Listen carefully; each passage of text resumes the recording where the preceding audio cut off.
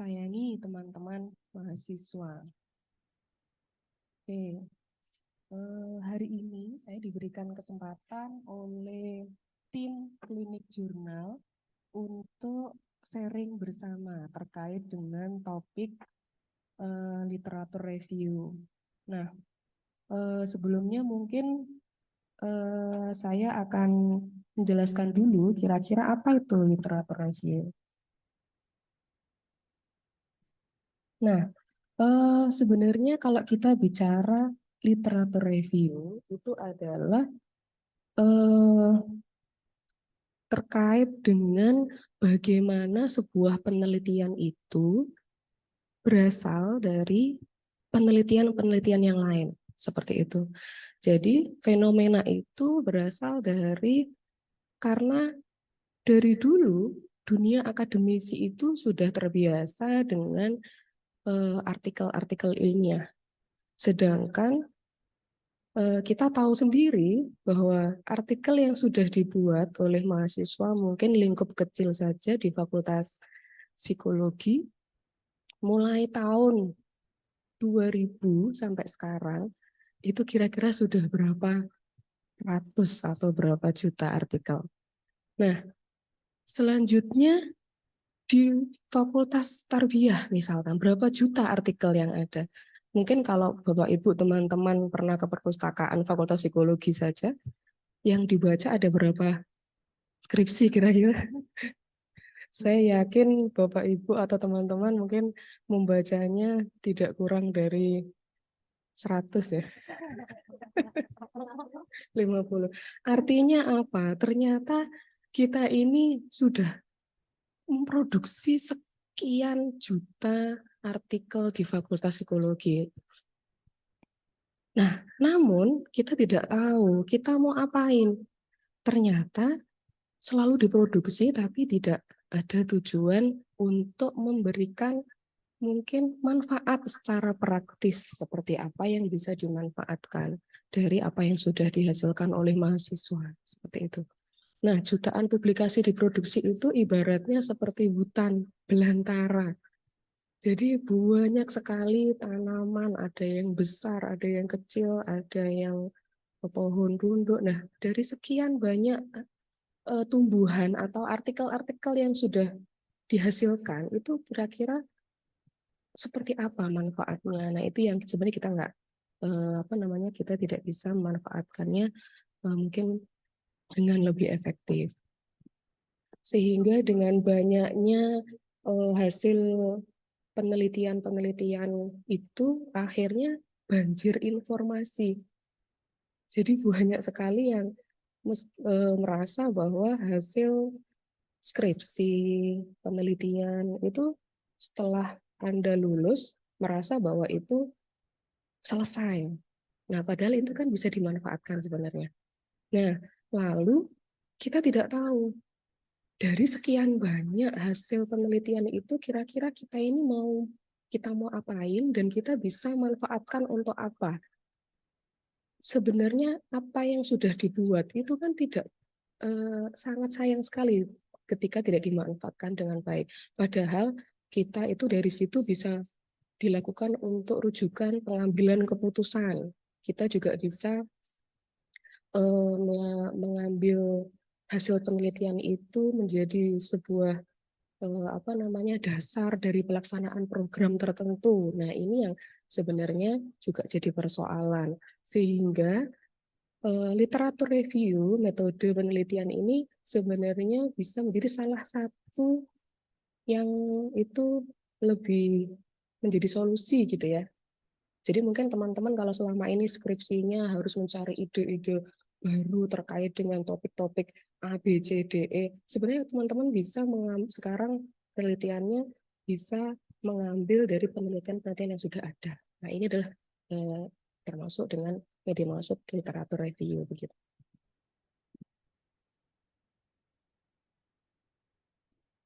Oke, selanjutnya, nah literatur review dulu dengan sekarang itu memang memiliki ada pergeseran karena literatur review yang tradisional itu cenderung dikatakan tidak ilmiah. Karena apa? banyak sekali yang menganggap bahwa literatur review itu pencariannya nggak jelas. Ya, kayaknya pencariannya nggak jelas. Atau mungkin dianggap sebagai, nah buat apa penelitian yang sudah dilakukan kok diteliti lagi, nggak ada manfaatnya. Nah, itu bisa menjadi apa namanya salah satu faktor yang merasa bahwa literatur review itu tidak ada manfaat, padahal itu sebaliknya, begitu. Lalu ada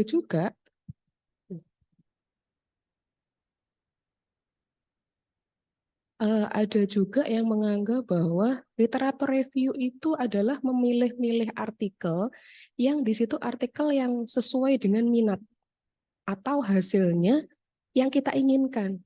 Padahal literatur review tidak seperti itu. Literatur review itu bukan hanya personal interest peneliti saja, tapi ada protokol, prosedur yang harus betul-betul dilakukan yang itu ilmiah sehingga bisa menghasilkan penelitian yang juga memiliki validitas yang tinggi seperti itu.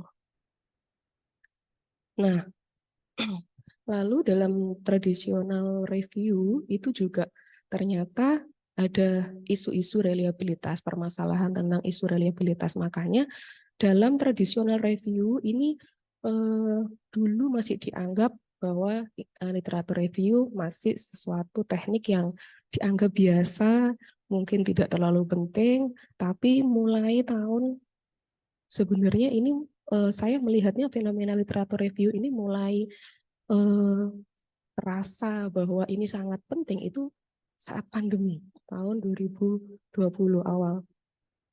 Karena apa? Saat itu memang melihat kondisi PPKM yang tidak boleh kemana-mana, kita mengambil respondennya kesulitan, sehingga mulai tahun 2005 sebenarnya metodologi literatur review itu sudah mulai dikembangkan lebih saintifik, lebih ilmiah. Nah, tahun 2020 ini yang betul-betul di berbagai universitas itu skripsi, tesis dari fakultas-fakultas kedokteran sampai banyak yang menggunakan literatur review gitu.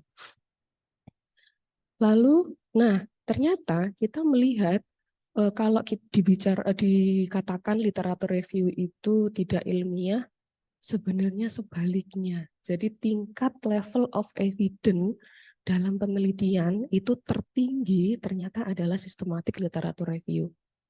Atau di sini juga termasuk meta-analisis. Nah, apa itu systematic literature review dan meta-analisis nanti akan sedikit kita bahas, karena kalau kita bahas ini sampai tuntas sepertinya 1 jam kurang, butuh 1 semester begitu. Nah, di level di bawahnya setelah systematic literature review itu ada random control trial. Jadi yang disebut dengan true experiment. Itu memiliki level of evidence juga tinggi kedua. Artinya apa? Dari level of evidence penelitian yang paling di atas atau paling puncak itu memiliki volume of gray literaturnya itu lebih kecil.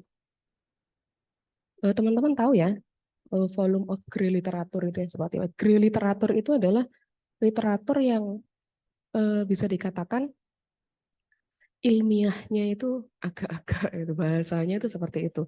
Contohnya apa? Video YouTube. Nah, terus ada lagi contohnya adalah makalah. Nah, makalah itu grey literatur. Nah, semakin tinggi level of evidence pendekatan penelitian ternyata sistematik literatur itu memiliki paling kecil level volume dari grey literaturnya. Karena apa? Karena literatur review itu berasal dari penelitian yang berasal dari penelitian, tahu ya? Jadi yang diteliti itu adalah penelitian-penelitian, sehingga keilmiahannya bisa dikatakan sangat tinggi seperti itu. Dan selanjutnya di bawahnya adalah kontrol observasional dan terus dan yang lainnya. Ini sumbernya adalah Murad et al. Tahun 2016. Jadi ini sudah sangat jelas ya Nah, ini juga disebutkan di Theological of Science bahwa memang hierarchy of scientific evidence itu ternyata masih sama. Sumbernya beda, tapi ternyata masih sama. Yang tertinggi itu adalah systematic literature review dan meta-analisis. Nah, itu nanti akan kita bahas. Yang kita akan bahas tuh ini. Diikuti oleh true eksperimen, quasi eksperimen, dan selanjutnya.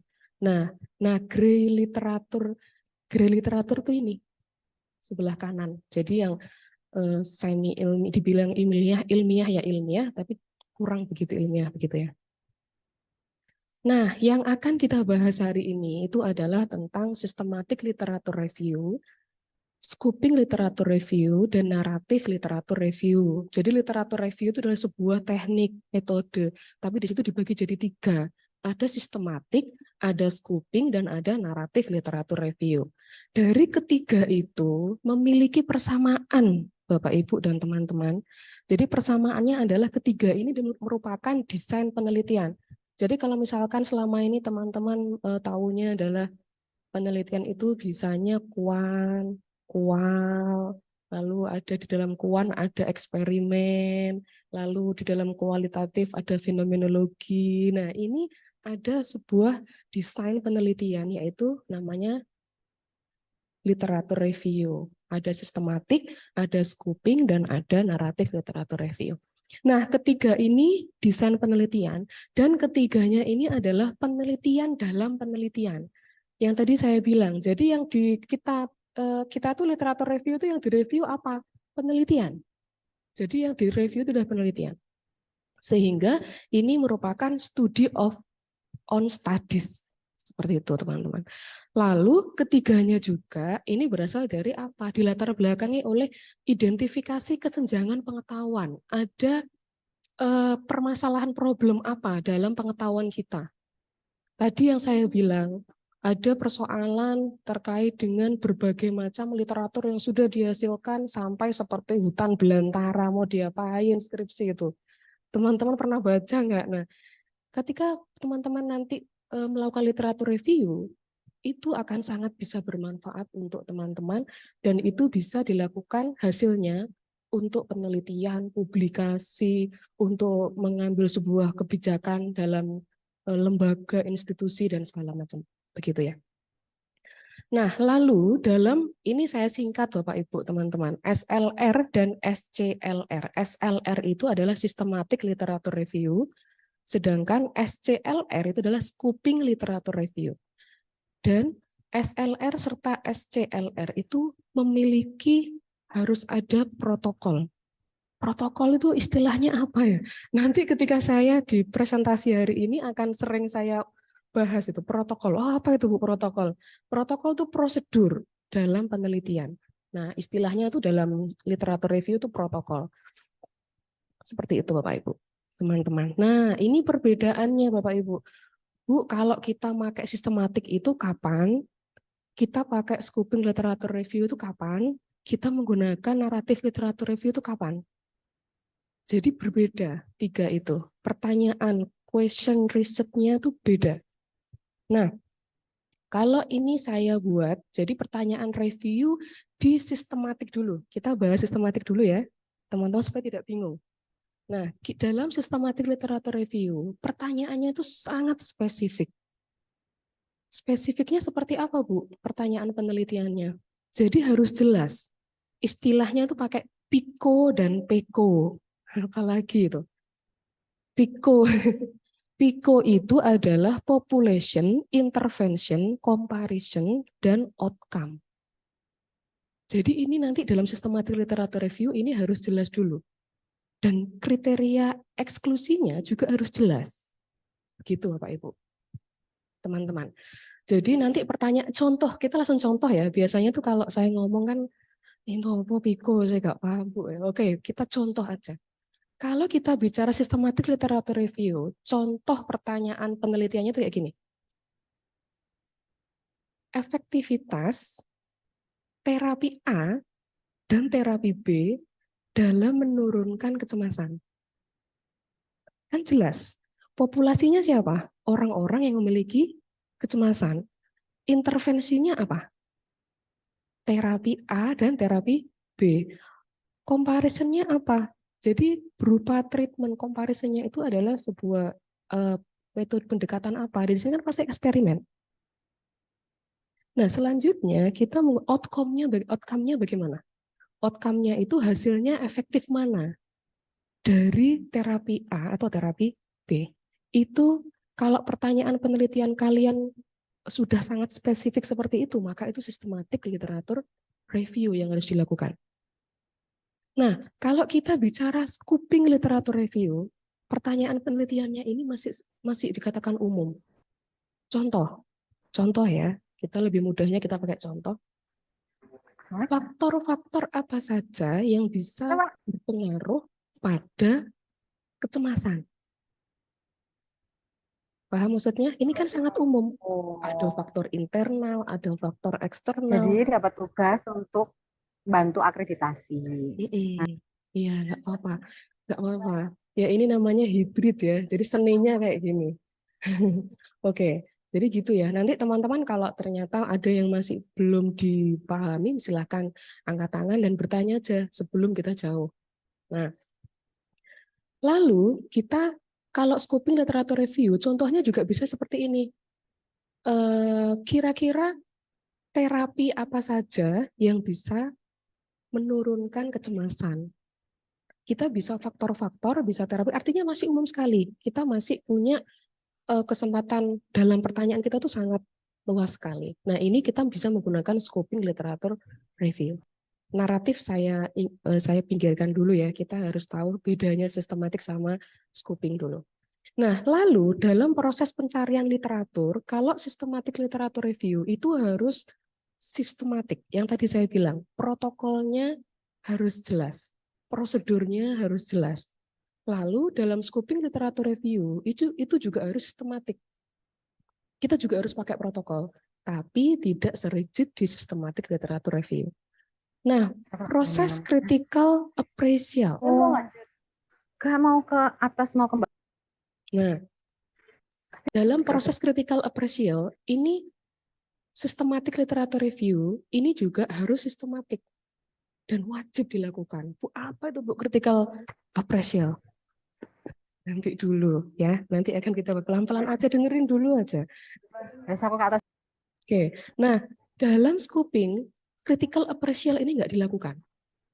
Kita tidak perlu melakukan critical appraisal karena apa? Dalam scoping ini kita nanti tidak mencari sebuah sintesis, tidak, tapi kita hanya mendeskripsikan hasil, begitu ya. Lalu sintesis dalam sistematik literatur review ini dibutuhkan sintesis. Sintesis bisa berupa kualitatif atau kuantitatif. Nah, kalau kuantitatif ini disebut dengan meta-analisis. Yang tadi dibicarakan ya di awal, bahwa level of evidence penelitian ini yang tertinggi puncaknya ada di systematic literature review dan meta-analisis. Jadi meta-analisis itu pasti systematic literature review, tapi kalau systematic literature review belum tentu meta. Kalimat itu coba dirasakan, kira-kira paham nggak? Saya ulangi lagi ya. Kalau meta-analisis, ini pasti systematic literature review, tapi kalau systematic literature review, belum tentu meta-analisis. Karena meta-analisis ini nanti sifatnya sintesis dari systematic literature review yang kuantitatif. Gitu ya, dengerin dulu aja, nanti pasti akan bingung bersama. kita ringan-ringan ya. Bahasanya ringan-ringan dulu. Oke, selanjutnya kalau scoping literatur review, sintesisnya kita tidak melakukan sintesis yang sifatnya kuantitatif atau seperti apa. Jadi kita mendeskripsikan, jadi sifatnya kualitatif. Kita paparan data, kolasi namanya, gitu ya. Nah, selanjutnya kalau kita menggunakan panduan dalam SLR atau Systematic Literature Review, itu kita menggunakan panduannya Prisma. Nanti ada beberapa referensi jurnal yang bisa saya bagikan ke panitia supaya bisa dipelajari oleh teman-teman. Nanti dibaca di rumah setelah ini ya. Dibaca ya. Bukan hanya disimpan di laptop ya, dibaca. Nah, selanjutnya scoping literatur review. Ini menggunakan juga sama Prisma SCR namanya, SCLR. Nah, ini proses protokolnya hampir sama, cuman yang membedakan nanti adalah di critical appraisal-nya. Gitu ya Bapak Ibu, teman-teman. Nah, kalau naratif review, naratif literatur review, tadi kan ada sistematik, ada scoping, dan ada naratif. Naratif di kolom ketiga ini, naratif literatur review ini pertanyaannya bebas dan tidak ada panduan yang sistematis. Semuanya sangat umum, tidak ada panduan yang jelas sebenarnya. Karena apa? Naratif literatur review ini adalah tulisan yang dihasilkan oleh pakar ahlinya. Jadi kalau Bapak Ibu teman-teman mau, wah saya milih naratif aja deh karena gampang, boleh. Ketika Bapak Ibu sudah nanti bisa sudah menjadi pakar, pakar di bidangnya. Contoh, Bu Novi ini pakar di literasi anak, Bu Umda pakar di alat ukur, Bu Ermita pakar di mana, Bu Sofi pakar di bahasa di konteks literatur critical writing, Bu Mega pakar di gender ya sosial, dan nanti Mas Iqbal pakar di, artinya nanti ketika teman-teman sudah jadi pakar, silakan kalian bisa membuat naratif literatur review. Nah, makanya biasanya dalam jurnal-jurnal internasional, Bapak Ibu itu tulisannya akan dilihat. Biasanya kita sudah tidak menggunakan, coba dilihat di jurnal internasional, sudah nggak ada lagi metodologinya pakai literatur review, nggak ada. Jadi lebih spesifik, pakai sistematik literatur review atau pakai scoping literatur review. Kalau naratif, pasti Bapak Ibu akan dicek, Bapak Ibu ini punya passion atau keahlian di mana, apakah memang di situ. Makanya biasanya jurnal-jurnal internasional itu akan memberikan kesempatan untuk pendekatan naratif ini pada pakar. Contoh kalau saya tahunya kan mindful parenting karena topik yang saya sedang angkat sekarang, mindful parenting pakarnya oleh Kabat-Zinn misalkan. Nah ini sudah ada memang, jadi dia membuat naratif review tentang mindful parenting. Contohnya seperti itu Bapak Ibu, teman-teman. Gitu. Nah, selanjutnya ini sekarang kita masuk ke sistematik literatur review. Sistematik literatur review ini adalah desain penelitian yang dilakukan untuk mensintesis. Syaratnya adalah kita melakukan sintesis dari bukti-bukti penelitian yang sudah ada secara sistematis dengan protokol yang jelas. Dalam hal ini prosesnya adalah pencarian artikel penelitian menjadi kunci penting dalam meliteratur artikel itu nanti akan seperti apa. Terus kita menggunakan critical appraisal-nya juga harus jelas. Critical appraisal itu nanti Bapak Ibu atau teman-teman sebagai peneliti sistematik literatur review, Bapak Ibu tidak boleh mereview artikelnya sendiri. Ada dua reviewer yang berbeda di luar Bapak Ibu, yang itu nanti akan mereview artikel yang Bapak Ibu sudah cari. Dan itu ada formnya. Itu tadi saya bilang protokol dengan tool yang sesuai dengan sistematik literatur review. Toolnya ada nggak Bu? Ada. Nanti bisa dilihat. Ada yang berbayar, ada yang gratis. Dan baru mencari, kita tuh baru mereview artikel saja dengan protokol itu sudah bisa jadi publikasi Bapak Ibu.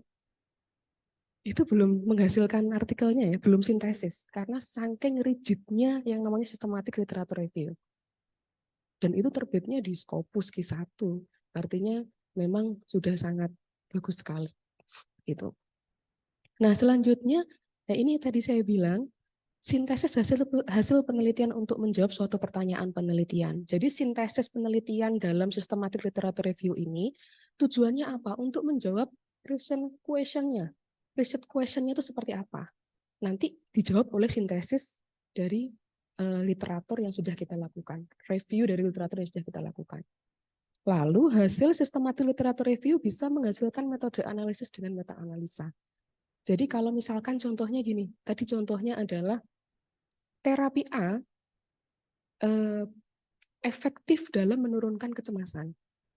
Itu kita mencari, contohnya ya, ini bayangannya adalah kita mencari literatur terkait dengan terapi A yang itu populasinya adalah konteksnya pada kecemasan.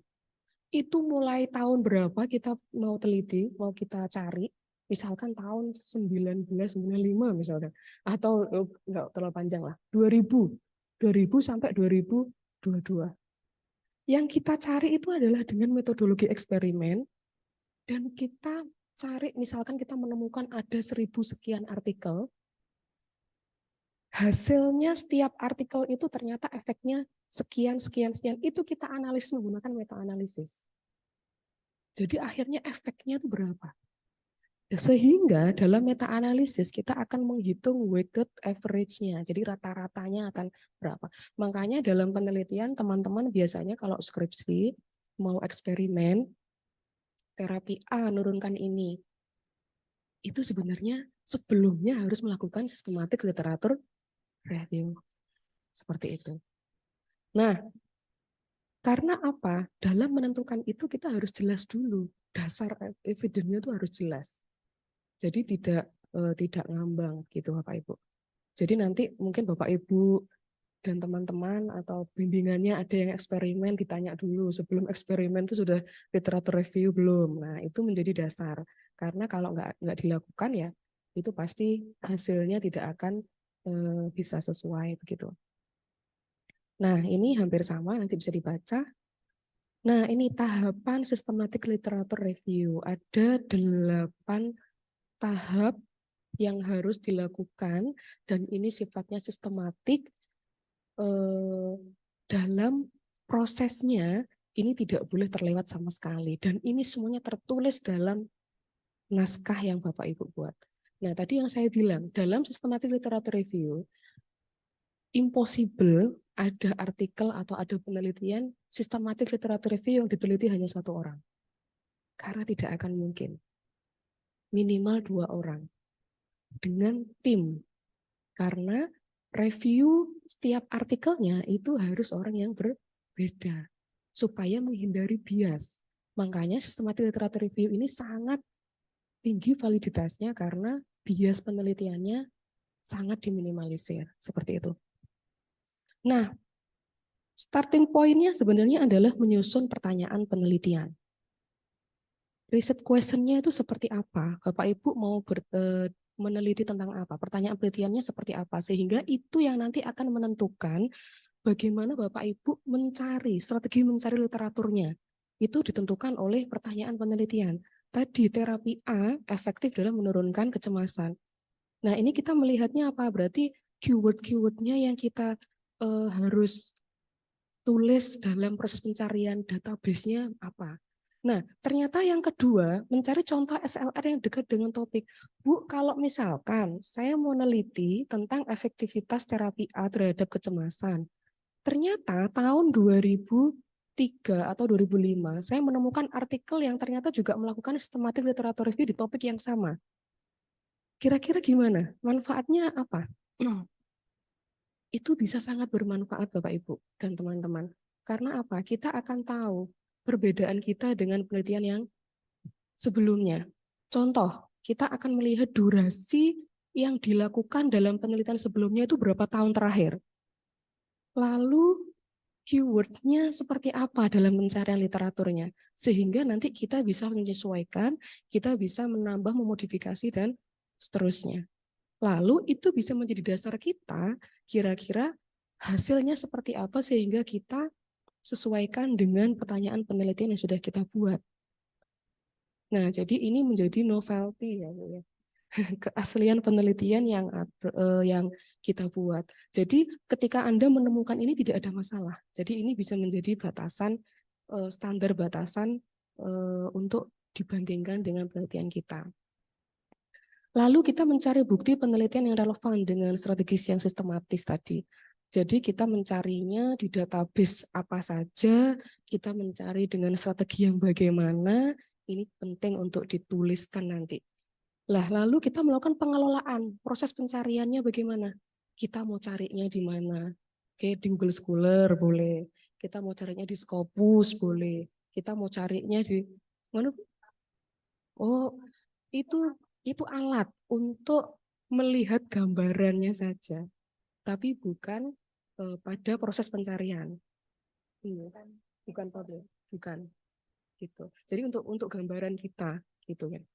Tapi itu ada kaitannya. Jadi kalau kita mau melihat systematic literature review yang terdekat dengan topik kita mau melihatnya, kita bisa ngecek di situ gitu. Selanjutnya kita melakukan telaah kritis yang tadi critical appraisal tadi yang kita harus menganalisa. Bu, itu critical appraisal itu nanti siapa yang mengkritisi? Kalau misalkan teman-teman ini skripsinya mau systematic literature review, maka reviewer yang melakukan critical appraisal ini yang paling tepat adalah pembimbing.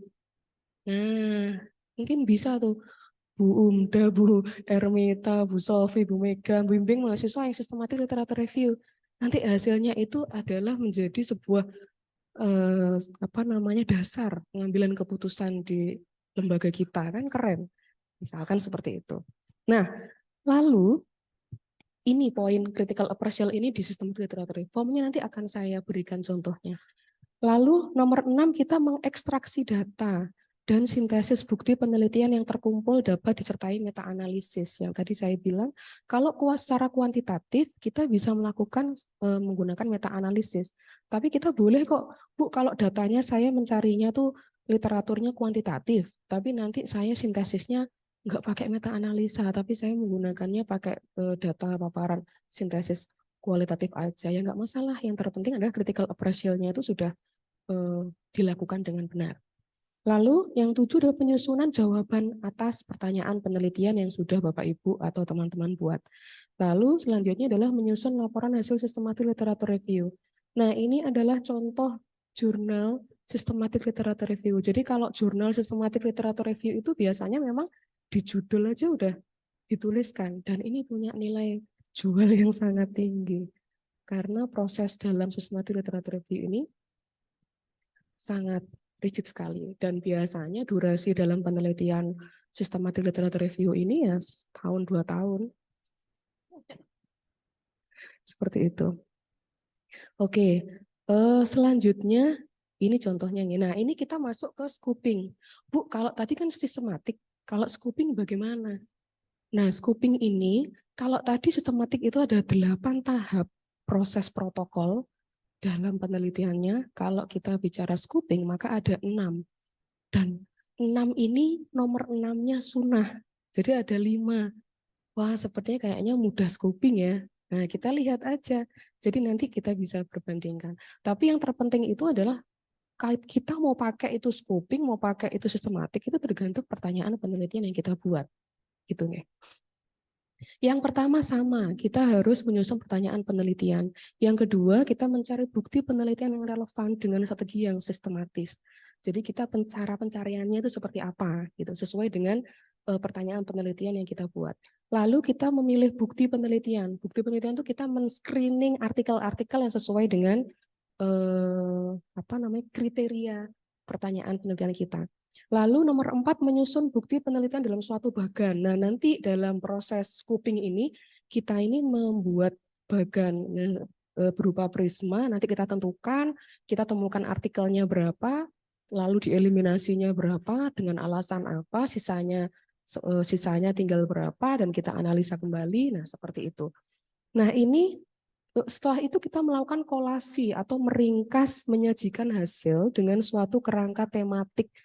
Nah, kerangkanya ini kita bisa membuat tabel, lalu kita bisa mengklasifikasikan, memaparkan itu dari poin A sampai poin tertentu sesuai dengan kebutuhan penelitian kita. Yang penting hasilnya adalah bisa menjawab pertanyaan penelitian yang sudah kita buat seperti itu. Nah, hasil dari scoping literature review itu sebenarnya bisa menjadi rujukan untuk melakukan systematic literature review. Jadi ini berkaitan. Jadi contohnya kan tadi saya bilang, efektivitas terapi A terhadap penurunan kecemasan. Sebelum kita melakukan itu, kita harus tahu dulu terapi apa saja yang bisa berdampak pada menurunnya kecemasan, seperti itu. Jadi nomor 6 ini ketika hasilnya sudah ada, maka kita konsultasikan pada stakeholder untuk menjadi bahan pertimbangan, untuk penelitian lebih lanjut, untuk pengambilan keputusan, dan ini sunnah. Ini sumbernya adalah Arske dan O'Malley et al. 2005. Dan mulai tahun 2005 inilah scoping literatur review juga termasuk desain penelitian yang juga populer karena bisa dikatakan keilmiahannya juga cukup tinggi karena memiliki protokol-protokol yang juga terstandar seperti itu. Nah, ini yang nanti Bapak teman-teman dan Bapak Ibu bisa membaca bagaimana scoping studies dan metodologinya, nanti tahap-tahapnya sampai pada penyusunan pelaporannya bisa dibaca di sini. Selanjutnya ini ada prisma yang khusus scoping literatur review, silahkan dibaca. Sebenarnya isinya sama dengan 6 tahap yang saya sampaikan tadi. Nanti tapi setiap poinnya, setiap tahapnya protokol itu nanti akan sangat jelas ketika Bapak Ibu membaca dan teman-teman membaca di sini. Nah, selanjutnya bagaimana kita merancang search strategi. Jadi ini penting, tidak kalah penting. Ketika kita membahas literatur review, kita harus tahu cara mencari literaturnya bagaimana. Nah, ini yang juga perlu diperhatikan. Jangan sampai dengan misalkan ini kita mau bicara, mau mereview skripsi yang ada di Fakultas Psikologi yang dengan topik A misalkan. Jangan sampai ada topik yang terlewat, yang ternyata Bapak Ibu itu sebenarnya punya itu adalah data yang penting dan ternyata itu terlewat karena strategi kita dalam pencarian artikelnya yang salah. Nah, ini yang perlu diperhatikan. Nah, kita bisa dibantu oleh Boolean connector. Nah, ini di sini sebenarnya kita bisa menggunakan OR, AND, NOT, XOR. Nah, nanti itu bisa Bapak Ibu dan teman-teman baca di PPT yang nanti akan saya berikan. Nah, OR itu bisa memberikan makna yang lebih luas, misalkan adolescent or teenager kayak itu ya, bisa. Atau misalkan ini beer or beers. Nah, jadi kita bisa mencari artikelnya lebih luas dengan OR. Tapi kalau AND kita membatasi. Nah, jadi ini nanti pilihan. Bu, nanti cara mencari yang bagaimana sih Bu yang itu dikatakan bagus atau tidak? Nah, ini saya juga menjadi pertanyaan saya dulu. Tapi ternyata dasarnya adalah kalau kita mencari artikel ini, ternyata yang kita temukan misalkan keywordnya adalah topik kita ini, Bu, topik ini baru. Jadi saya nggak ada. Saya nemukan cuma 3. Berarti ada yang belum pas dalam pencarian strategi penelitian. Nah, karena apa? Kalau kita bicara literatur review, minimal artikel dengan pencarian itu minimal kita menemukan 200 ke atas. Jadi bisa jadi ada strategi yang masih kurang tepat. Bisa jadi ada kesamaan kata. Atau bisa jadi ada batasan yang perlu kalian lebih perhatikan dalam strategi pencariannya. Gitu. Jadi persamaan kata ini penting, bisa dilihat ada aplikasinya di PubMed ya. PubMed. Nah, di PubMed itu ada. Jadi sudah jelas sekali kalau kita mau mencari kesamaan kata dari topik tertentu itu bisa dibantu oleh PubMed ya. Ada. Nanti mungkin bisa di ini misalnya. ChatGPT. Oh, Boolean kata juga. Nah, ini nanti ada beberapa trik-trik yang banyak sekali bisa Bapak Ibu atau teman-teman temukan. Artinya apa? Kunci dari strategi mencari artikel ini juga sangat penting untuk diperhatikan. Begitu, Bapak Ibu. Nah, selanjutnya poin penting dalam mencari search strategi di sini itu yang pertama adalah menentukan search term-nya. Jadi kita mau pakai boolean apa, persamaan katanya bagaimana. Nah, nanti dengan teknik-teknik yang tadi dijelaskan Bu Novi juga itu bisa membantu. Selanjutnya adalah kita menentukan durasi publikasi. Bapak Ibu dan teman-teman ini mau durasi waktu publikasi yang mulai tahun berapa? Bu, idealnya berapa sih Bu? Ya tadi, makanya sebenarnya kalau kita menemukan penelitian yang itu terkait dengan sistematik literatur review atau scoping literatur review sebelumnya, itu bisa menjadi dasar kita. Kita enaknya mau ngambil yang di mana, atau yang misalkan yang dulu sudah, berarti saya mau mengambil di durasi yang ini, sehingga ini menjadi pembaharuan. Seperti itu. Atau misalkan di durasi yang sekian, nah itu semuanya ada dasarnya. Dan itu pula yang nanti juga bisa Bapak, Ibu, dan teman-teman sampaikan dalam artikel. Alasan. Karena semuanya harus tersistematik, harus tertuliskan dengan sangat jelas. Seperti itu. Menentukan database. Database mana yang menjadi acuan Bapak Ibu yang untuk apa namanya yang menjadi sumber artikel yang akan dicari. Misalkan saya mau menggunakan tadi ya ada database macam-macam, ada Scopus, ada Cinihi. Nah, itu nanti terserah Bapak Ibu mau menentukan database yang seperti apa. Saya kira di UIN juga banyak sekali kerjasama link jurnalnya ya. Nah, database itu dimaksimalkan aja. Bu, yang bagus itu berapa database? Kira-kira berapa? Database itu ini kita bicara ini aja ya. Ini pengalaman saya ya.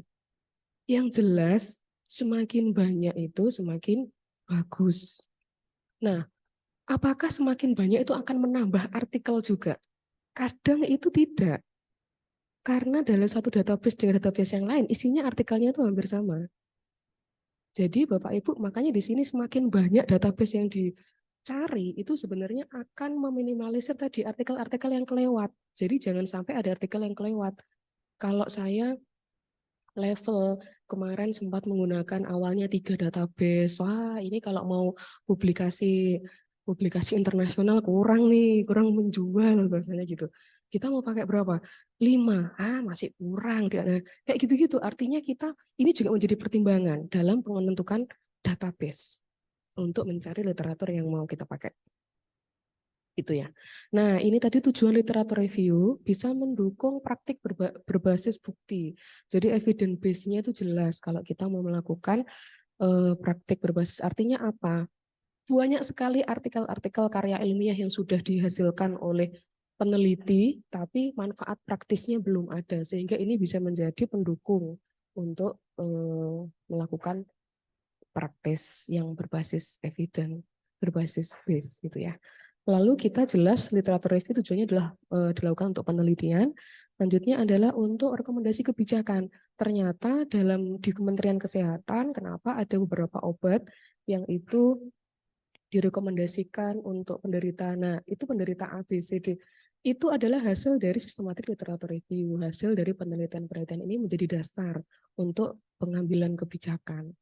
Nah, sama juga dalam contohnya di mungkin berbagai daerah ya. Kalau di Jogja, ini pengalaman ketika saya belajar literatur review di Jogja itu dalam pembuatan program pendampingan keluarga itu dibuat tim yang itu berasal dari akademisi yang di situ fungsinya adalah untuk memberikan melakukan sistematik literatur review sehingga program-program yang bisa dimanfaatkan di lembaga instansi pemerintah daerah itu bisa sesuai. Itu dibentuk tim untuk melakukan sistematik literatur review.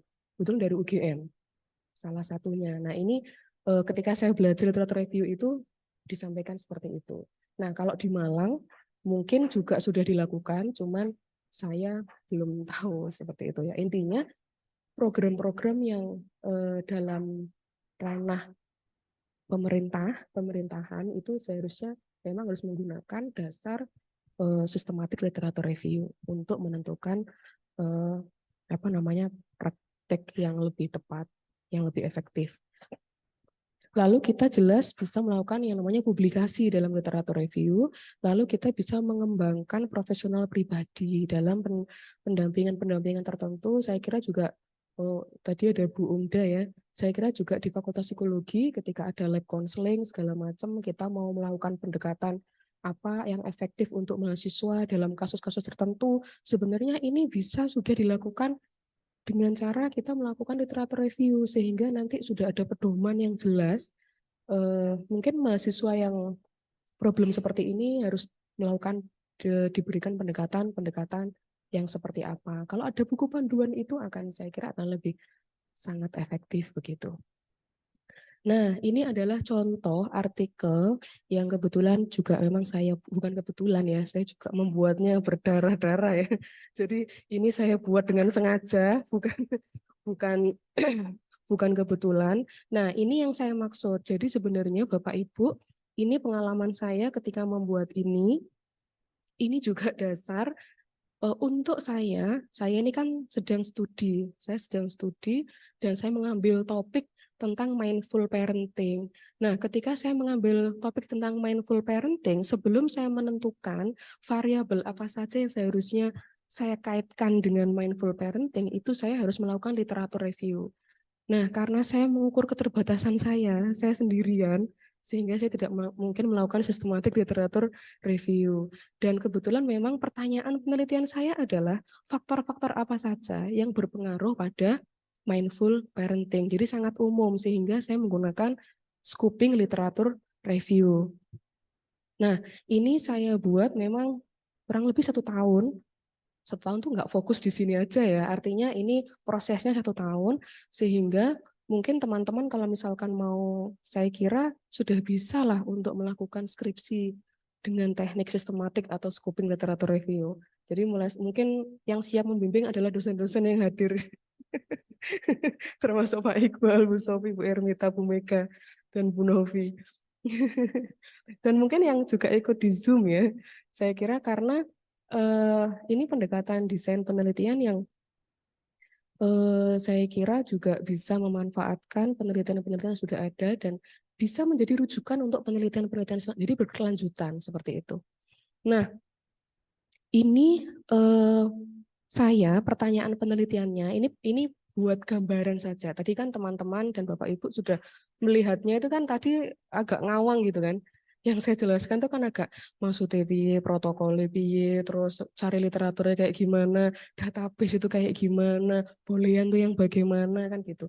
Nah, ini adalah contoh artikel yang prosesnya akan saya rinci sehingga sesuai dengan pengalaman saya sehingga Bapak Ibu bisa punya bayangan sehingga nanti keluar dari sini sudah punya pertanyaan penelitian yang bisa langsung diterapkan dengan metodologi scoping atau sistematik begitu. Oke, nah ini adalah judul saya tentang faktor-faktor yang mempengaruhi mindful parenting pada remaja, pada orang tua yang memiliki anak remaja. Nah, di sini kita ini adalah tahap-tahapnya yang tadi saya bilang. Jadi ketika kita melakukan scoping literatur review, meskipun kita tidak melakukan protokol yang sistematis yang seperti desain sistematik literatur review, tapi kita juga harus jelas menentukan kriteria inklusinya bagaimana, kriteria eksklusinya seperti apa. Nah ini, saya menggunakan kriteria inklusi dan eksklusinya jelas. Ini yang menjadi dasar kita nanti dalam pencarian jurnalnya. Nah ini contoh yang pertama, saya menggunakan kriteria inklusinya adalah penelitian yang terkait dengan mindful parenting, dan di sini kaitannya dengan remaja usia 10-19 tahun, dan orang tuanya, lalu dipublikasi. Saya mencarinya adalah artikel-artikel ilmiah. Jadi saya mengurangi kayak misalkan skripsi itu tidak saya pakai atau tesis disertasi nggak saya pakai. Jadi saya artikel ilmiah. Lalu saya ini durasi waktunya saya cari tahun 2015 sampai 2021. Sebenarnya alasannya ada, tapi ini ketika harus publikasi di jurnal yang saya pilih ternyata ada batasan kata sehingga saya harus meringkas dan mengurangi hal-hal yang dirasa tidak terlalu penting begitu. Nah, ini 2015 sampai 2021 kenapa? Karena memang mindful parenting adalah topik yang baru. Topik yang baru dan itu baru berkembang secara teoritis, konseptual itu tahun 2022 dan tahun 2002 dan ini sudah pernah ada yang melakukan tidak sistematik tapi literatur review scoping juga tapi di tahun sebelum ini sehingga saya menggunakan durasi waktu 2015 sampai 2021 itu alasannya. Lalu kriterianya adalah saya menggunakan artikel-artikel yang di sini literatur review juga masuk dan artikel yang jurnal artikel-artikel yang ilmiah seperti itu. Lalu saya tidak menggunakan yang grey literatur. Bu, bisa nggak sih Bu kita menggunakan nanti grey literatur? Bisa, tidak ada masalah. Itu hanya pilihan saja. Jadi Bapak Ibu teman-teman boleh menggunakan artikel-artikel yang grey itu bisa, tapi kan harus sesuai dengan pertanyaan penelitian dan hasilnya nanti gini Bapak Ibu. GRE itu kan juga belum tentu yang bukan ilmiah. Artinya kalau pertanyaan kita itu adalah faktor-faktor yang pengaruh mindful parenting, GRE itu bisa kita cari melalui misalkan artikel proceeding, bisa, atau kita bisa mencerna. Jadi dipilihnya yang benar-benar saya kira bisa dipertanggungjawabkan seperti itu. Lalu research metode cara mencarinya. Nah, ini yang tadi saya bilang. Tadi kan kita melakukan search term-nya, strateginya kayak gimana. Nah, ini ternyata di sini saya menggunakan database, ada 7 database. Jadi menggunakan Cinahi, database Cinahi, Spring-Learning, ScienceDirect, CNET. Nah, ini bisa teman-teman baca, jadi ada 7 database. Nah, ini yang saya maksud, jadi nanti tentukan dulu database apa saja yang kalian mau pakai dalam mencari literatur review. Dan itu semua disebutkan di dalam laporan, karena harus tadi sistematik ya. Nah, lalu, ini saya menggunakan keywordnya sangat sederhana. Loh Bu Vina kok nggak pakai yang bolehan-bolehan yang macam-macam gitu. Misalkan or. Ini awalnya saya menggunakan or. Adolescent or teenagers ternyata tidak berpengaruh. Tidak ada beda. Nah, makanya karena apa? Bisa jadi karena topik saya memang topik yang masih jarang. Jadi tidak ada bedanya. Tapi kalau topik, ini pengalaman teman, ketika dia mengambil topik depresi, yang keluar ya ribuan. Padahal yang diambil hanya 7 tahun terakhir. Nah, artinya dia juga akhirnya harus menggunakan boolean yang sangat spesifik untuk keywordnya, karena nanti itu bisa menentukan batasan-batasan artikel-artikel yang mau kita pakai yang seperti apa. Jadi itu tergantung semuanya ya, gitu. Tergantung dari kebutuhan sesuai dengan pertanyaan penelitian Bapak Ibu dan teman-teman. Lalu studi selection. Nah, ini kita akhirnya saya menentukan. Nah, ini juga semuanya harus dicatat Bapak Ibu teman-teman. Jadi ini dikatakan kita ini dalam melakukan literatur review yang ilmiah, ini ya protokolnya harus jelas. Jadi ternyata saya mengambil ini bulan November 2020, yang itu mulai sampai pada bulan Juli 2021. Nah, ini total 39,4 artikel yang saya temukan, dan 53 ini berasal dari Scopus, 74 ini berasal dari Web of Science, 14 berasal dari dan seterusnya. Artinya poin-poin ini juga penting untuk dilaporkan. Begitu. Nah, inilah yang dimaksud dengan prisma. Ini prisma. Jadi ini ada tahap-tahapnya. Ini ada tahap identifikasi artikel yang kita pilih. Tadi yang saya tuliskan ada 394 artikel. Lalu ternyata setelah kami screening itu sisa 104 artikel. Nah, ternyata 290 artikel ini ketika kita lihat dari titel, dari judul dan judul dan abstraknya, ini ternyata tidak masuk kriteria inklusi dan eksklusi yang kami tentukan, sehingga ini harus kami eliminasi. Nah, dari 104 ini ternyata tersisa 16 artikel.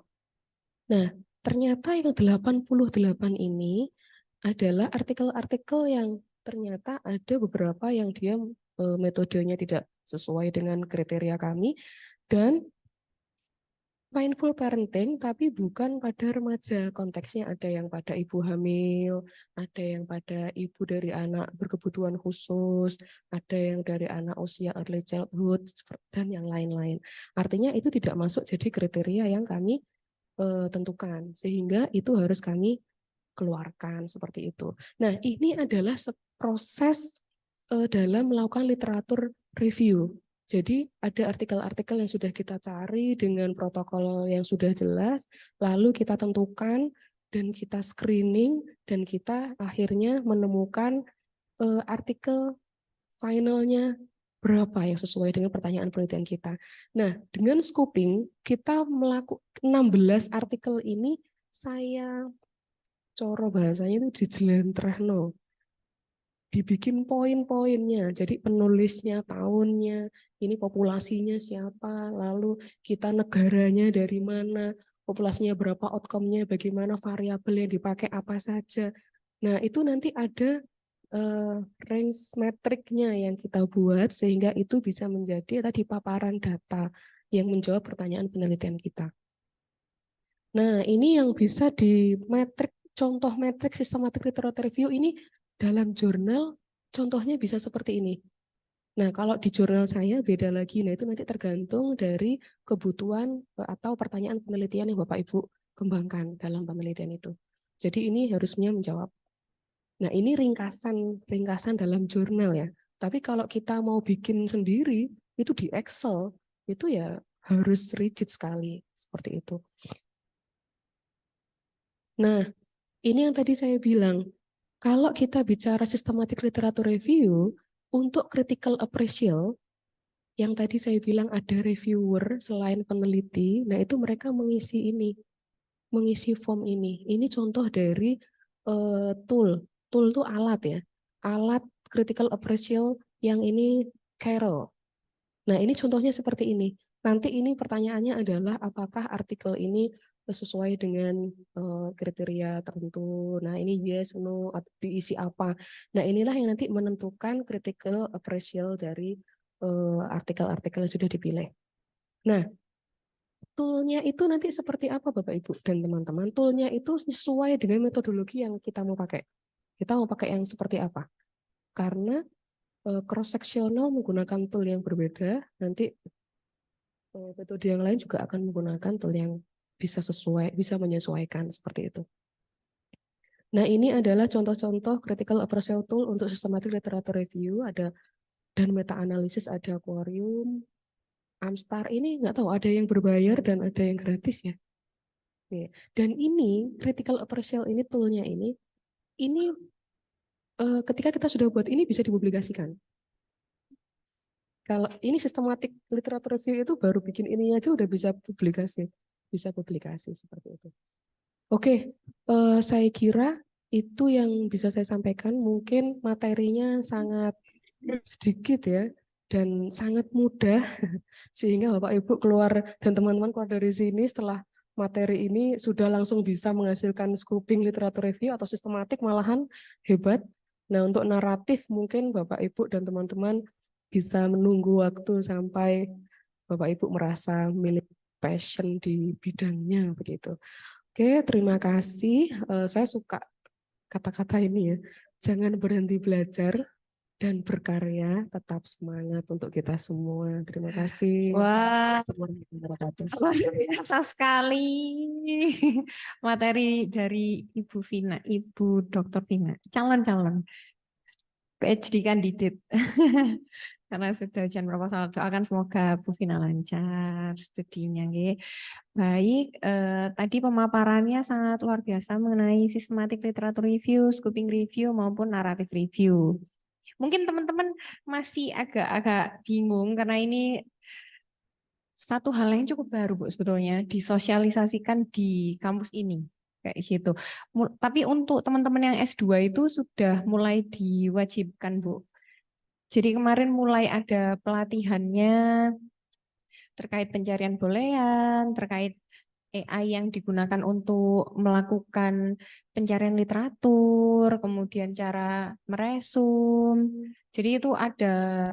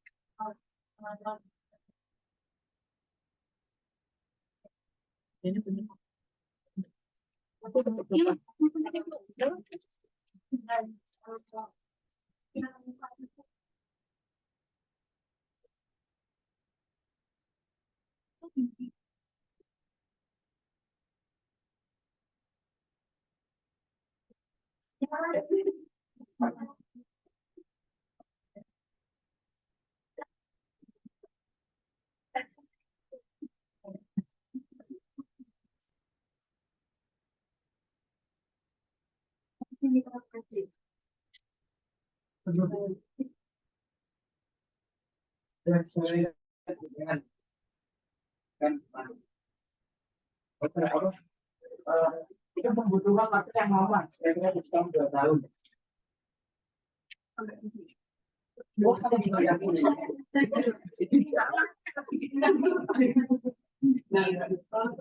Artinya tadi yang sampai publikasi kan, ya 1 tahun 2 tahun itu ya Allah. Sudah berat.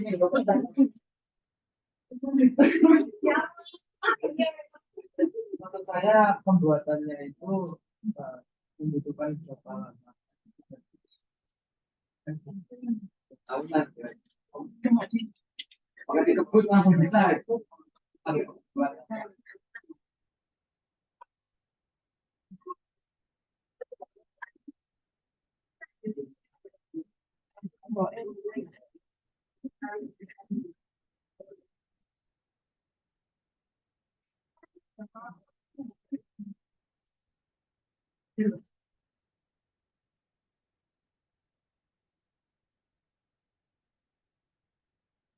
Jadi siapa?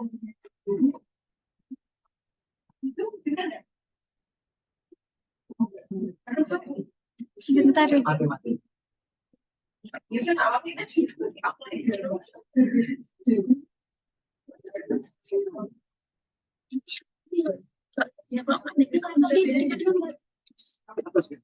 Tahu. Pas Bu Ermita berdiri itu meledak.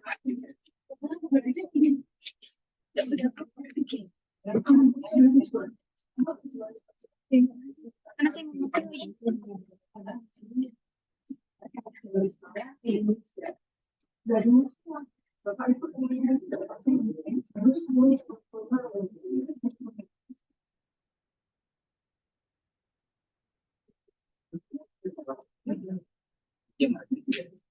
Apa nih?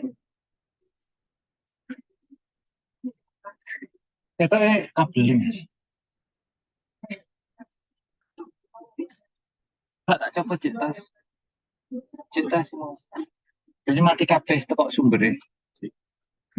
Iya, maksudnya tak copot. Mau mati dek.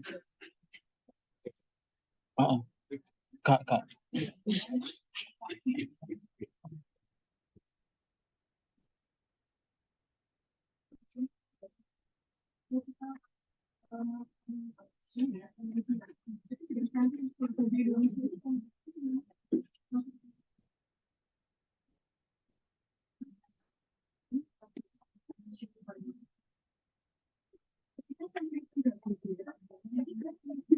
Kita mix kita enggak apa.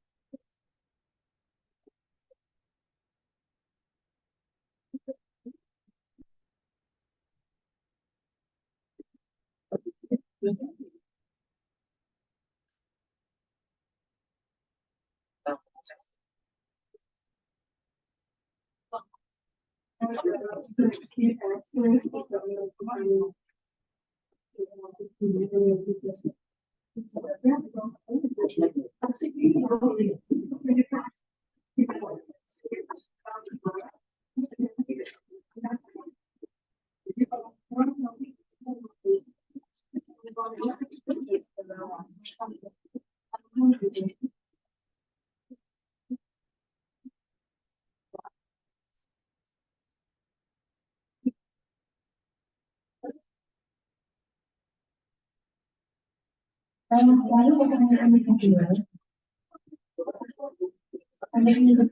waktu dalam penyelesaian ini ya, apa namanya, bahwa semua waktu itu saya cerita waktu itu udaranya jadi sebenarnya tidak ada yang mesti kalau ada yang baru menghasilkan. Kalau begitu sampai itu yang akhirnya akan terus selesai. Wes, matur nuwun. Nah, kalau saya sendiri dalam memahami sendiri itu waktu agak lama. Dalam sebulan penuh kita mencari literaturnya, enggak. Sebenarnya dalam mencari literatur itu juga kita seminggu aja udah selesai sebenarnya. Ya Bu, yang saya kira yang 1 hari 2 hari itu mungkin 1 hari kalau ditinggal main HP. Jadi seminggu total semuanya dapat, itu baru dapatnya. Itu yang lama itu bukan mencarinya. Nah, kita melakukan critical appraisal-nya itu dan kita membaca, memahami. Kalau kita systematic literature review, pasti kita systematic literature review kita melakukan kritikalnya dulu. Itu akan waktu yang sangat lama. Karena dalam artikel ini minimal dilakukan review oleh 2 orang reviewer. Dan itu di luar dari peneliti. Sehingga ini yang nanti akan membutuhkan waktu. Lah reviewer sendiri kan mungkin juga butuh waktu. Nah, ini yang panjang tuh yang di situ. Nah, kalau kita melakukan scoping literatur review yang lama ya kita pemetaan data, mengidentifikasi, kita men-screening. Kalau kita baca titel dan artikel, itu kan mungkin kalau 100 jurnal mungkin sehari ya. Itu lama.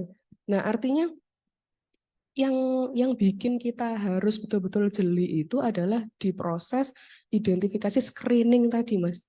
Jadi kita menentukan berarti dari judulnya judul kan kita sudah mencerminkan di dalamnya, konteksnya udah jelas, kita variabelnya udah jelas, metodologi di abstrak udah kebaca.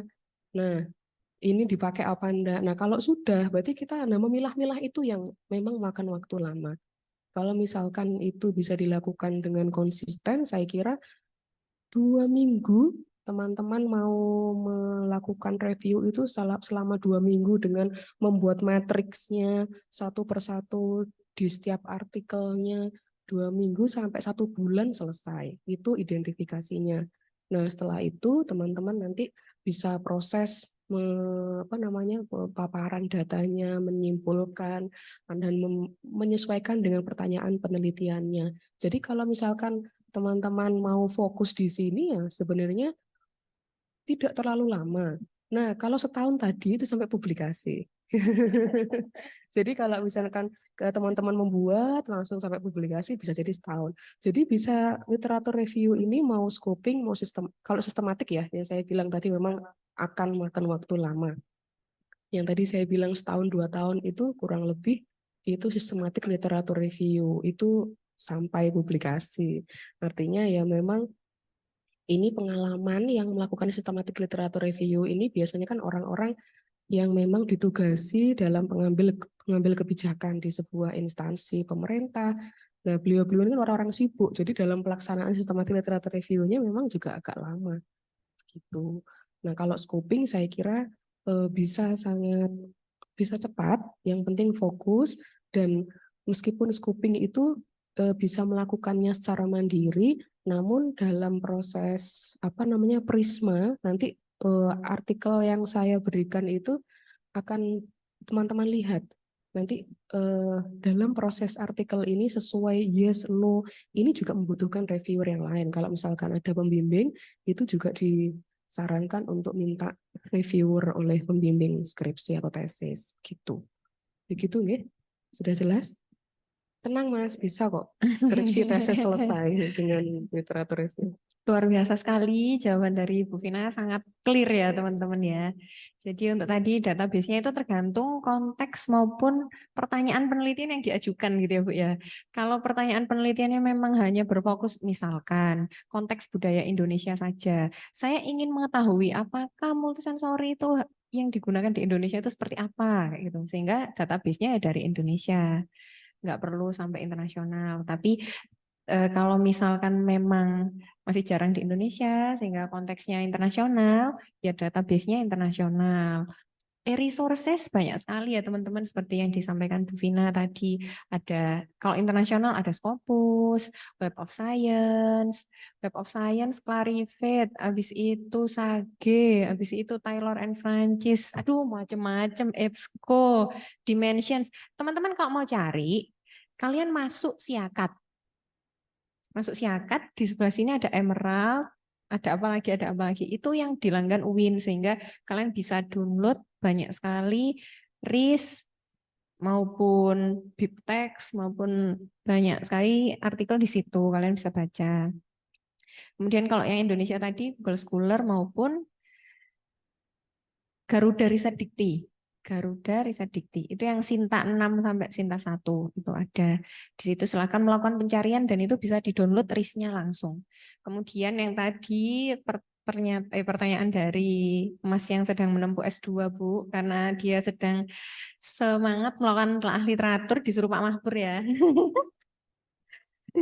Nah, itu prosesnya setahun, 2 tahun yang dimaksud itu sampai terbit. Tadi Bu Vina ini kami undang, kita undang sama-sama karena Bu Vina ini sudah memiliki beberapa publikasi Scopus terkait telaah literatur juga. Tepuk tangan untuk Bu Vina, teman-teman semua.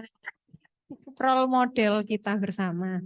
Tapi kalau untuk prosesnya, sebetulnya proses pembuatannya, kalau untuk pencarian database saja sebetulnya, kalau nggak males, kalau nggak melakukan prokrastinasi 1 hari, 2 hari, 3 hari itu beres ya Bu ya. Kemudian melakukan seleksi yang tadi prosesnya dari sekian ribu, sekian ratus menjadi sekian ratus, sekian puluh, duplikatnya ada berapa. Nah itu yang prosesnya agak panjang. Sehingga itu yang mungkin makan waktu. Tapi kurang lebih kalau betul-betul konsisten 3 bulan selesai. Kayak gitu. Sehingga tetap semangat. Itu pencarian determinan, pencarian faktor-faktor itu penting bisa dilakukan. Faktor-faktor, perspektif teori kayak scoping review. Habis itu tadi intervensi apa yang paling tepat, scoping review kayak gitu. Baik, ada yang ditanyakan lagi dari teman-teman? Oh iya, silakan. Silakan Bu.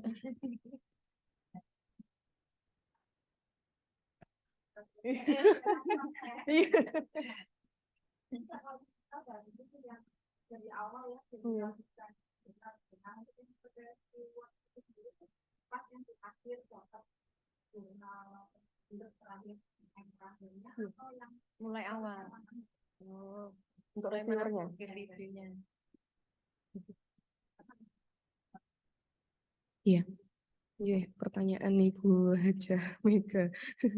Ya, jadi begini Bu, untuk proses screening itu juga sudah melalui reviewer. Iya, jadi kita ini aja, bedanya sistematik literatur review ya. Sistematik literatur review dari proses awal itu untuk menentukan artikel itu dieliminasi apa tidak, itu sudah reviewer. Nah, kalau misalkan kita bicara scoping, nah kalau scoping ini, screeningnya boleh peneliti. Nah, tapi ketika sudah masuk ke jurnal finalnya, dalam melakukan pemaparan kolasi data tadi, yang itu yang membutuhkan reviewer, bisa jadi pembimbing dan yang lain-lain. Jadi memang beberapa kampus juga saya kira di UNER juga kan Magister Sains Profesi sudah ada, sudah melakukan ini, tapi juga yang sistematik literatur review kayaknya masih hitungan jari ya. Jadi emang kebanyakan memang scoping. Karena kalau systematic literature review memang sangat membutuhkan effort dari pembimbing, dan ini pembimbingnya ini yang bersedia atau tidak, seperti itu. Tapi kalau misalkan saya kira ini bisa menjadi penelitian tim gitu untuk menjadi penelitian payung, saya kira sangat menarik sekali. Jadi misalkan pembimbing membimbing ada ada 3 mahasiswa gitu, terkait dengan apa, nanti dari systematic literature review itu kan kita mau menentukan faktor-faktor apa saja yang berpengaruh. Nah, ini bisa jadi beberapa artikel yang bisa dihasilkan juga bisa diangkat jadi skripsi mahasiswa. Tapi pelaksanaannya adalah kita mencari melakukan review dalam literatur yang terkait dengan topik A. Karena tidak bisa dipungkiri memang kita agak ini ya, biasanya memang yang dilakukan literatur review oleh mahasiswa itu masih yang tradisional. Contohnya ketika kita mau melakukan ini skripsi tentang eksperimen. Kamu sudah melakukan review belum? Sudah sih, Bu.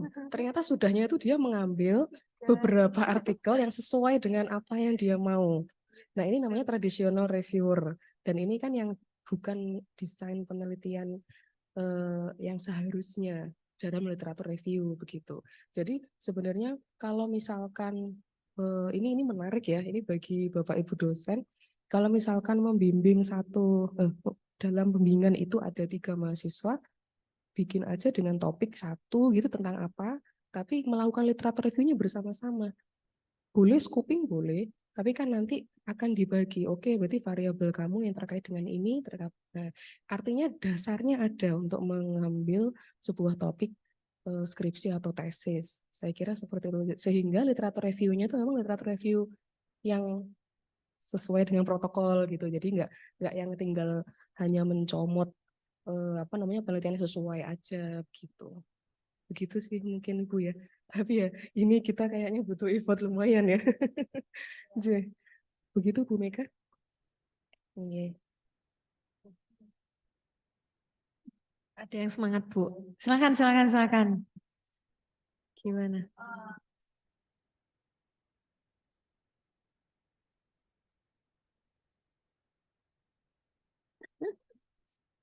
Ayo. Gimana?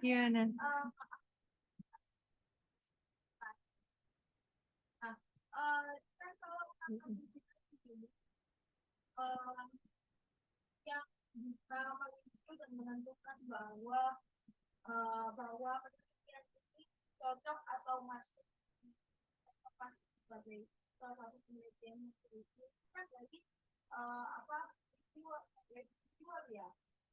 Reviewer. Nah, kan berarti sebenarnya ini namanya sibuk. Kan kampanye. Untuk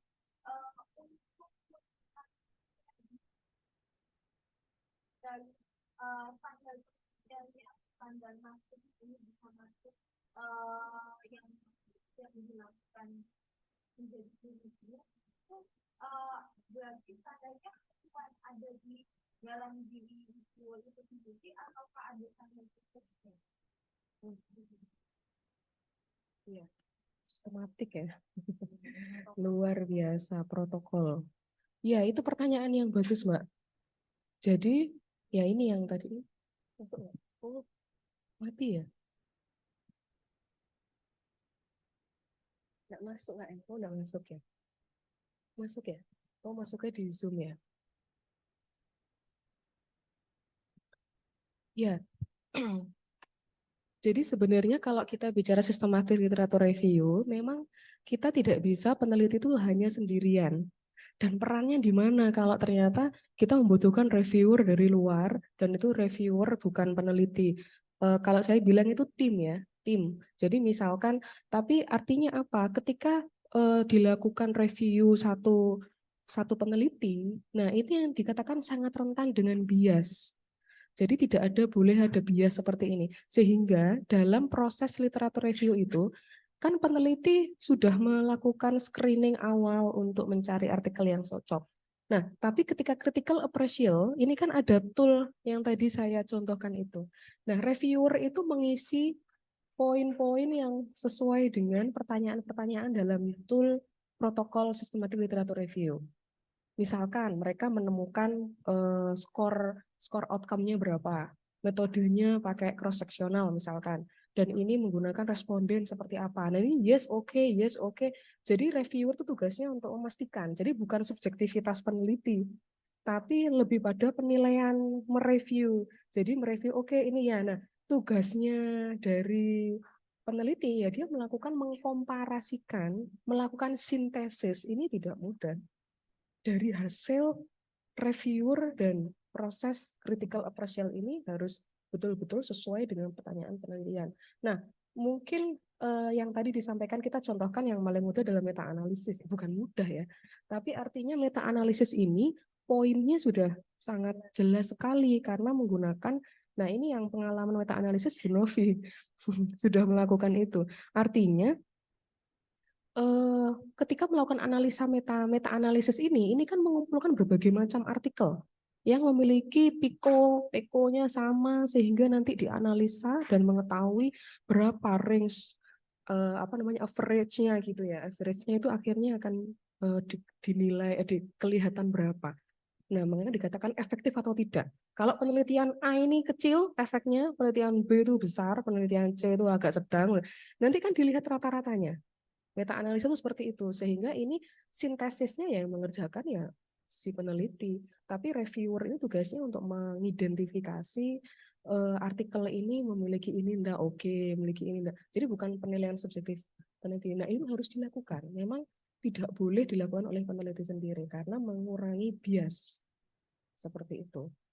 Nah, kalau dibilang penelitinya ngapain, wow, ngerjakan itu luar biasa. Tapi ya Ibu ngapain?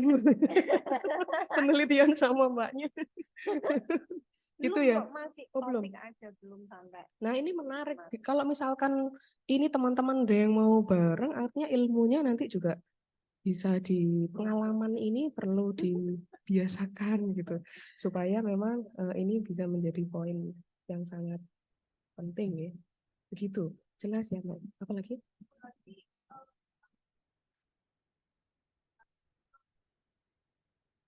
Data untuk lihat semua resources-nya.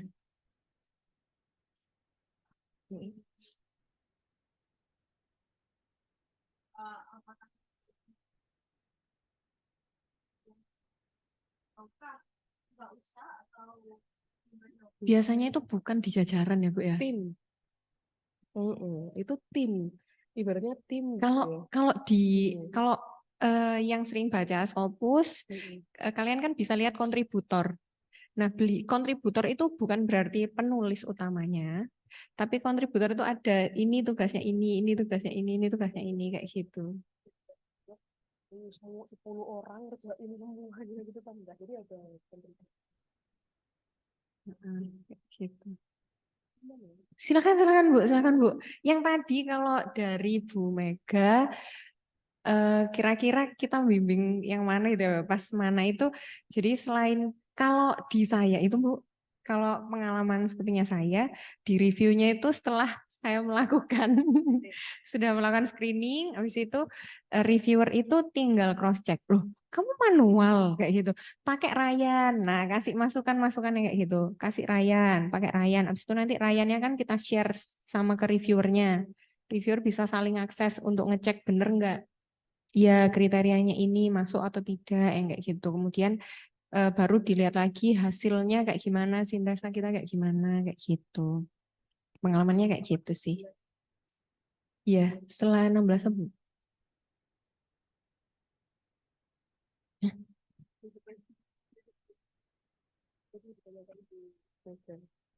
Oh, jadi setelah mendapatkan, kayak misalkan saya barusan melakukan scoping review 366 artikel.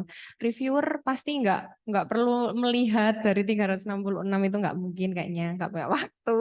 Nah, jadi biasanya kita langsung tunjukkan ini yang masuk, ini yang enggak, kayak gitu. Atau kalau mau ngasih kriteria-kriteria yang lain, itu biasanya kita tunjukkan aja pakai aplikasi namanya Ryan. Ryan.ai. gratis. Silakan masuk, biasanya pakai akunnya UIN juga bisa. Gratis, tapi ini Bu, kalau udah dipakai berapa bulan udah nggak bisa diakses lagi. Kayak gitu. Nah, itu bisa di-share ke teman-teman timnya yang mau ngecek ulang. Kemudian biasanya membantu include, exclude itu bisa pakai itu juga. Seperti itu sih sepengalamannya. Semangat. Semangat untuk teman-teman semua dan Bu Mega. Kalau misalkan dari Zoom ada yang tanya, Bu? Kalau tidak ada, kita akhiri saja.